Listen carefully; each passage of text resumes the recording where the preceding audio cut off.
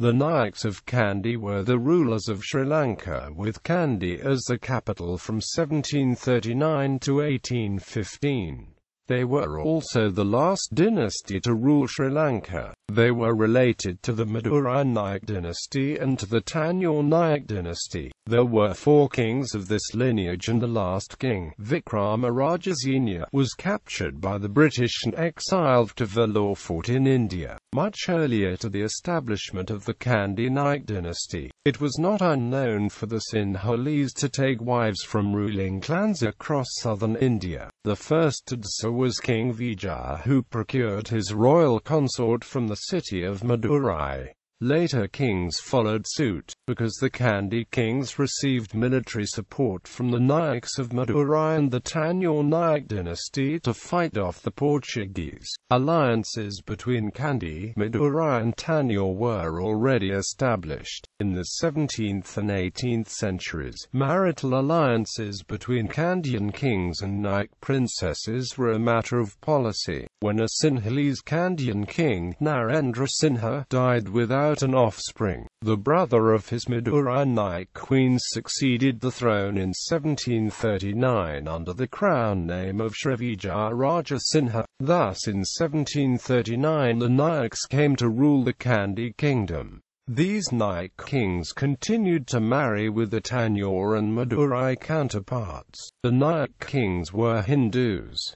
They later converted to Buddhism and were responsible for renaissance of Buddhist culture in the island. Origins. The Nayaks of South India started as governors of Vijayanagara Empire, ruling parts of Tamil Nadu during the 14th and 15th centuries. After the Vijayanagara Empire collapsed in the mid-16th century, some of these governors declared independence and established their own kingdoms in Jinji, Tanjore, Madurai and Chandragiri.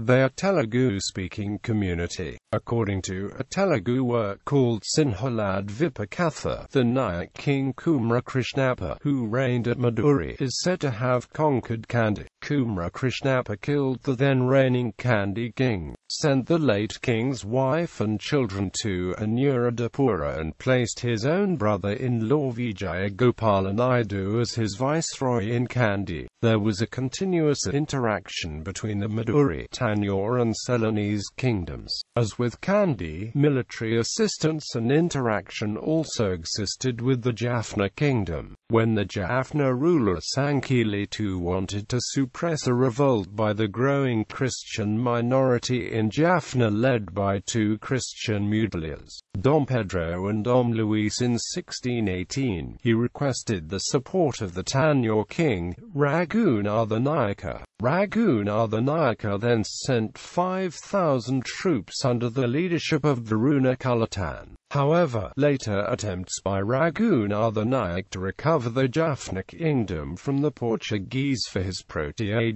the Prince of Rameshwaram, met with failure. Raghunatha Nayak had made a number of attempts to recover the Jaffna kingdom for the Prince of Rameshwaram with the help of Moors, Vadugas, Badagas and Miravas, and the renegade king of Kandy, Domjoas Wimaladama. The former princesses of Jaffna had been married to the Kandy king Senarat's stepsons, Kumarasinghe and Vijayapala. However, all their attempts to recover the Jaffna kingdom from the Portuguese met with failure. Earlier, during the reign of Akirtapa Nayaka of Tanjore, a prince of Jaffna, Kankili II had murdered the regent Arasakasari and had been dispossessed of his kingdom by the Portuguese. The Jaffna king then went to the Tanjore court with his family and attendants and begged the assistance of the Tanjore king in regaining his kingdom. With troops under King Nayak of Tanjore, Sankili II went back to Jaffna and defeated the Portuguese. Soon later, however, the Portuguese dethroned him and repossessed Jaffna. Thus it is seen that the Nayaks were linked with Ceylonese history, and with the Kandy and Jaffna kingdoms.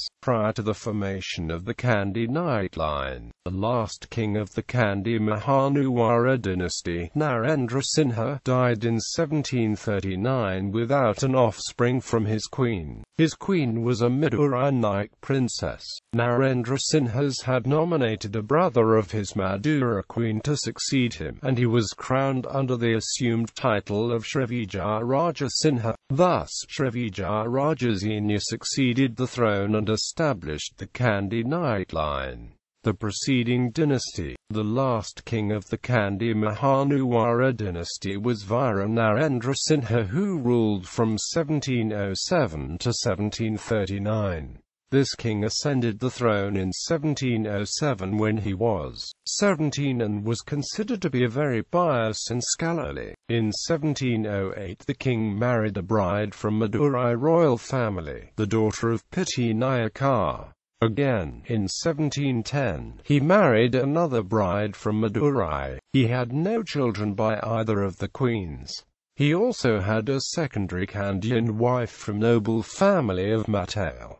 She bore him a son. However, the children of the secondary wife were not considered heirs to the throne. The king also had a concubine from a high caste, who bore him a son named Unambiwa and did survive. The bar to his succession was the lack of royal status in the mother. Thus, the king nominated as his successor the brother of his first queen, who had remained at the court ever since his sister married him. According to the law of succession that prevailed in Ceylon, the throne passed almost always from father to son, born of a Mahasi from brother to brother. However, when Narendrasingha's brother-in-law succeeded the throne, the Sinhalese Kandian aristocracy had no problem with this new form of succession. The practice of marrying princesses from Madurai is said to have come into occurrence as the Kandy kings insisted on consorts from the Surya Vamsa lineage to grace their coronation and to produce heirs acceptable to the people. Monarchs. Sri Rajasinha 1739 to 1747, the brother-in-law of King Vira Narendrasingha, Narendrasingha's first wife's brother, from the Madurai Nayak house, ascended the throne of Kandy as Sri Rajasinha. The new king, considered to be a man of considerable culture, devoted his entire attention to the furtherance of the national religion Buddhism despite being a Hindu. He is said to have commissioned life-sized images of Buddha in recumbent, standing and sitting postures to be cut in the rock caves in various parts of the country. His reign also marked several conflicts with the Dutch, who were ruling the coastal provinces based on trading issues. Sri Rajasinha destroyed the churches and initiated a persecution against the Portuguese and Dutch, which was continued under Kirti Sri Rajasinha. It ceased only because the king considered that certain calamities which fell upon the country were due to his action. He married a bride from the royal family of Madurai, but by 1736 the 200-year-old Nayaka dynasty of Madurai came to an end, with Muslims taking control of the whole country. Marriage alliance with Madurai royal family. When the king ascended the throne, he sought a wife from South India. For this purpose he sent messengers to Madurai in 1739. Since the Madurai Nayaks had now lost the power and prestige they enjoyed in the days of Vijayaranga Chokanatha, the family members thought it advisable and even desirable to accept the offer from the king of Kandy. Hence the family of Bangaru Thirumala, who was now residing in Vellore Fort near Tirupasharam in Savagamuzamin, responded. Two brothers, Ramakrishnappa Nayaka and Naranappa Nayaka, kinsmen of Bangaru Tirumala Nayaka, meet the Kandian envoys at Ramnad. Naranappa Nayaka had a daughter of marriageable age and agreed to the Kandian request. The brothers with the families and some kins accompanied the envoys to Ceylon for the daughter's nuptial, settled in Kandy with the kith and kin. Naranappa Nayaka was destined to be not only the father-in-law of one king, but the father of the next two kings of Kandy, for his two sons, the one 5 or 6 years old in 1740, and the other still an infant, were successively to succeed Srivijaya Rajasinha. Srivijaya Rajasinha married another Madurai princess in 1747.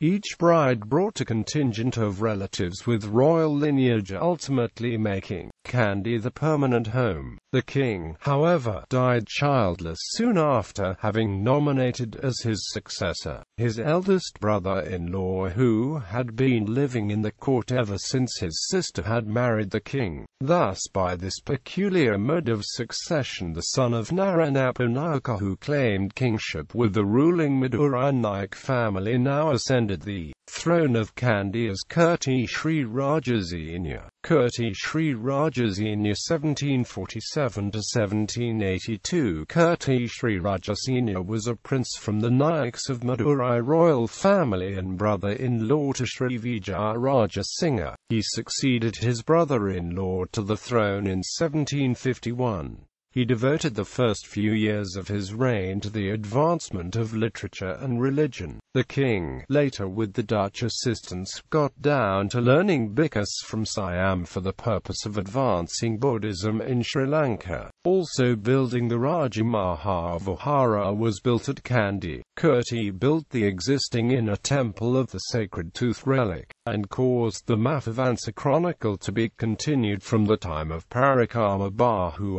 IV down to his own reign. Attack on Dutch forts. In 1761, King Kirti Sri Rajasinha attacked the Dutch garrisons and forts at Matara, Katuwana, Tangle, Maracade and Urubaka, completely destroying them and killing Dutch, while some surrendered and ended as prisoners. In order to revenge the humiliation, the new Dutch governor Van Eyck had immediate plans to attack Kandy, but the weakness in fortification and garrison forbade the Dutch. Later they did attach in 1764 and in 1765.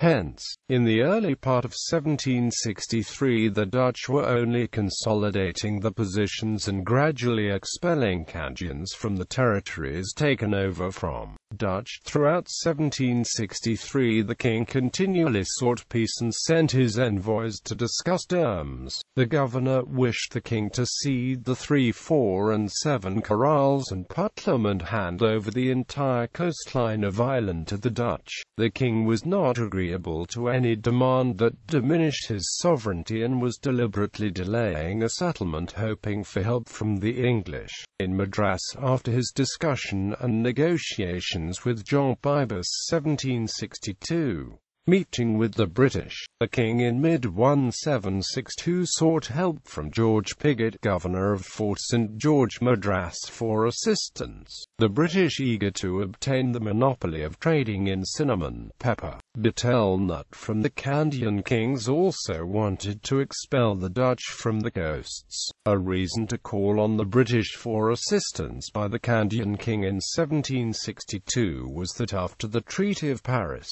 the Dutch poured troops into Sri Lanka. They were bent on capturing Kandy from 6 directions. Anticipating such a scenario, the king sent an envoy to the English governor of Madras to assist him in expelling the Dutch. This envoy, a junior Kandian official in the military, made a clandestine trip to Madras Fort, and the English responded by sending the councillor Mr. Pybus.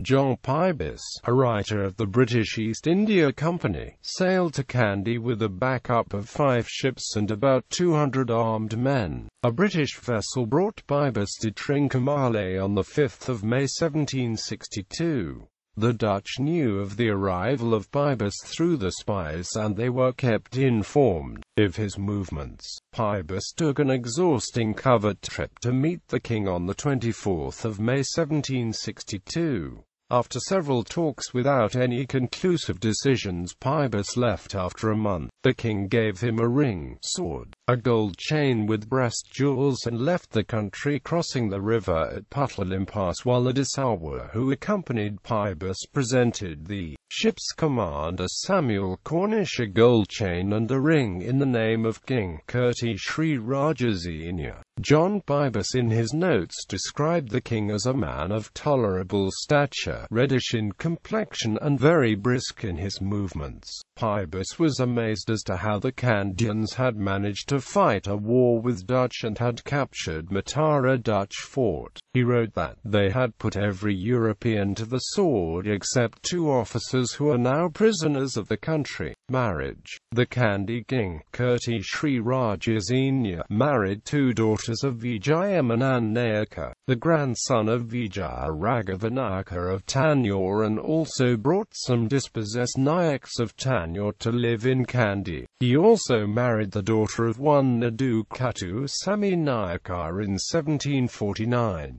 He further married 3 more Nayak queens from Madurai, but he had no children from them. He had 6 daughters and 2 sons by his favourite Sinhalese lady, daughter of the late Desave of Bintena and granddaughter of the blind and aged Mampitia Desave. Both his sons survived the king and his daughters married Nayak relatives of the king. Mampitia's sons' claim for the throne was overlooked and their choice fell on the king's brother who was living in court. The king died on the 2nd of January 1782, of the injuries caused 2 months before by a fall from his horse after a reign of 35 years which the people saw as a great religious revival, and had a sentimental attachment to the king. Sri Rajasinha 1782–1798, brother of Kirti Sri Rajasinha, the new king who ascended the throne as Sri Rajasinha. He came from Madurai as a child along with his brother, hence he was raised as a Kandian and a Sinhalese, emerging as a brilliant pupil of the Malwat temple's chief prelate at the time. He was quite a sophisticated person and learned many languages, amongst which were Pali and Sanskrit. A lavish patron of Buddhism, he was a great aficionado of poetry and he himself was a poet. He died childless in 1798 without nominating a successor. The burden fell on Pilametalava, the first Adigar Pilametalor, an able, ambitious and intriguing chief, to select a successor to the vacant throne. The controversial Adigar was also seen as one of the main reasons for the demise of the dynasty. Sri Vikrama Rajasinha 1798–1815. The next king who ascended the throne was Prince Kanasami, the former king's nephew. Barely 18 years old, he was crowned under the title of Sri Vikrama Rajasinha. He would also be the last king of the Kandy Nayak dynasty and the last of Sri Lanka. During his time, the British colony was fully established on other parts of Sri Lanka. There was a rival claimant to succeed King Sri Rajasinha, the brother of Queen Upandrama, who had a stronger claim. However, Pilametalor, the first Adigar, chose the South Indian prince to the Kandian throne, with reportedly deep-seated plans to usurp the throne to set a new dynasty of his own. The young king, upon ascending the throne, faced many conspiracies and reigned through one of the most turbulent periods in Sri Lanka's history: internal conflict. During his time, the British, who had succeeded the Dutch in the maritime provinces, had not interfered in the politics of the Kandy, but Pilametalava, the first Adigar of the king, started covert operations with the British to provoke the king into acts of aggression, which would give the British an excuse to seize the kingdom. The Adigar manipulated the king into beginning a military conflict with the British, who had gained a strong position in the coastal provinces. War was declared, and on the 22nd of March 1803 the British entered Kandy with no resistance, Sri Vikrama Rajasinha having fled. The Adigar massacred the British garrison in Kandy in June and restored the king to the throne. Pilametalava plotted to overthrow the king and seize the crown for himself, but his plot was discovered and, having been pardoned on 2 previous occasions, he was executed. The disgraced Adigar was replaced by his nephew, Alepala, who soon came under suspicion of following his uncle in plotting the overthrow of Sri Vikrama Rajasinha. A rebellion instigated by Ahelepola was suppressed, after which he then fled to Colombo and joined the British. After failing to surrender, the exasperated king dismissed Ahelepola, confiscated his lands, and ordered the imprisonment and execution of his wife and children. A propagandized account of the execution was widely circulated by sympathizers. Ahelepola fled to British-controlled territory, where he persuaded the British that Sri Vikrama Rajasinha's tyranny deserved a military intervention. The pretext was provided by the seizure of a number of British merchants, who were detained on suspicion of spying and were tortured, killing several of them. An invasion was duly mounted and advanced to Kandy without resistance, reaching the city on 10 February 1815. On 2 March, the kingdom was ceded to the British under a treaty called the Kandy Convention. Exile and death. Sri Vikrama Rajasinha is said to have governed the Kandy kingdom as per the laws of Manusmriti. On 2 March, the kingdom was ceded to the British under a treaty called the Kandy Convention. Sri Vikrama Rajasinha was captured and sent along with his family and attendants as a royal prisoner by the British to Vellore Fort in southern India. A son was born to him while he was in exile, but he died without an issue. The king then adopted the son of his daughter as his own son, who was titled Alajiya Manawala Sinhala Raja. During Sri Vikrama Rajasinha's time as a royal prisoner in Vellore Fort, the erstwhile king received a privy purse, which his descendants continued to receive from the government of Sri Lanka until it was abolished in 1965. Sri Vikrama Rajasinha died of dropsy on 30 January 1832, aged 52 years. Public works. For centuries, Kandy, originally known as Senkadagala, has been the bastion of Sri Lanka's culture and its spiritual centre. The palace complex at Kandy includes Sri Lanka's most venerated shrine, the Dalada Maligawa, a temple of the sacred tooth relic. Rajamaha Vihara was built at Kandy by the second Nayak king Kirti Sri Rajasinha, while his successor Sri Rajasinha was a lavish patron of Buddhism.